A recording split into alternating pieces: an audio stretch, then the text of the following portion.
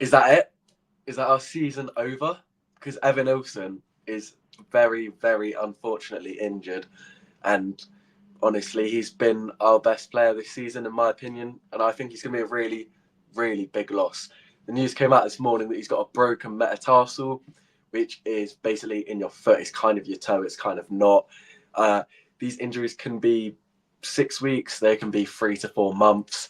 So he could be out for the season, but he's definitely going to be out for a big chunk of the coming games, which could be huge for us in our push for Europe, really. And that's why I say, is our season over? Because we're not getting relegated, are we? I think we probably could stay up with our points tally now, given how bad Southampton are and the rest. But is our season over in terms of our push for Europe? Maybe. But yeah, let's talk about how it happened first, because it happened against Everton, of course. He went down near the end. Tarkowski basically stepped on him. He went down for quite a decent period, to be fair. But watching it in the stands, I didn't really think anything of it. It was.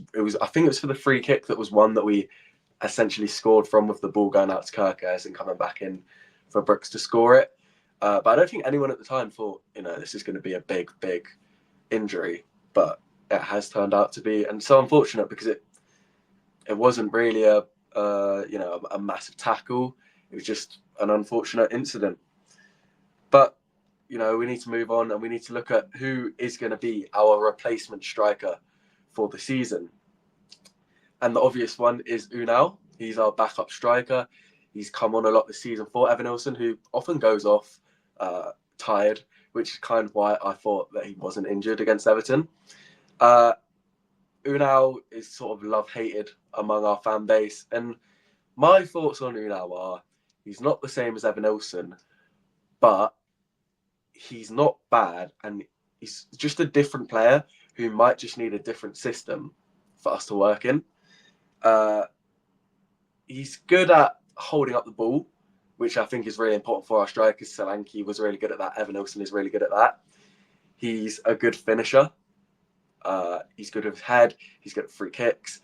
He's not a bad player. He's just not Evanilson. He's not creative like Evanilson. He's not quick per se.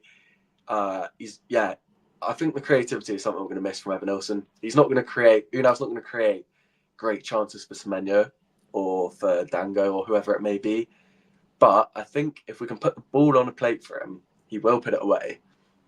And if we just play a bit differently, it could really suit Unal. I think, as I said, he is a good finisher. He's a good striker. He scored I think 16 goals in Spain in a season, which is nothing to be frowned upon. Good at holding up the ball. And the way that we like to play is down the wings. You can see it. We don't attack down the middle that often. So if we can get the ball out to the wings and put in crosses, Unal will start finishing some of them. And it needs to be different crosses to what we're doing at the moment. Okay, we can't be putting in these low crosses all the time that Evanilson can kind of stick out a leg to and get to.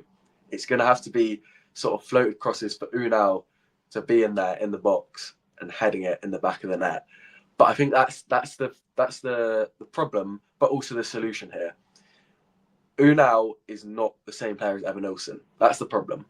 We're not going to be able to play the same. Pressing, that's a big thing. He's not nearly as good a presser as Evanilson, and we're going to lose out there. But if we change the way we play, and we play to our strengths, and we play to Unal's strengths, we can still play well. We can still score goals. So maybe the wingers press more. Cliver is a press monster. He presses more, and instead of playing direct balls to Unal, we play it around, create an opportunity for him there, put in the crosses for the headers, and maybe something could work out of Unal. The other, it's not going to be a replacement, is it? But Jefferson is supposedly coming back on loan from Watford. We're calling him. He's had a torrid time there. He's missed a lot of sitters, and the Watford fans have not rated him at all. Seen people say he should be the striker because he's more similar to Evanilson, but that's not going to work out at all. He's just not at that level. We saw him against Forest for a little bit, and at the start of the season he was okay, but absolutely that's not going to happen. The other one is Semenyo, because he did play as a striker at Bristol City, and that's why he's so good at striking the ball with both feet and so direct and such an inside forward rather than your creative winger. But Semenyo, we'd miss him on the right, firstly. And I think that's where his strengths are because he can drive with the ball. I think as a striker, as a target man, he's not going to be that guy. I think we saw it against Everton. The ball kind of, he was in the middle for some reason. The ball came into him, dropped to him, and he tried to turn with it and get away, get a shot off because that's the player he is. But in that situation, that's not what you need. You just need to shoot and get the ball and shoot, get it out your feet. He was trying too much. Didn't work, unfortunately. So I don't think Semenyo is the answer here either, to be honest. He's not a good enough striker to push for us to get Europe.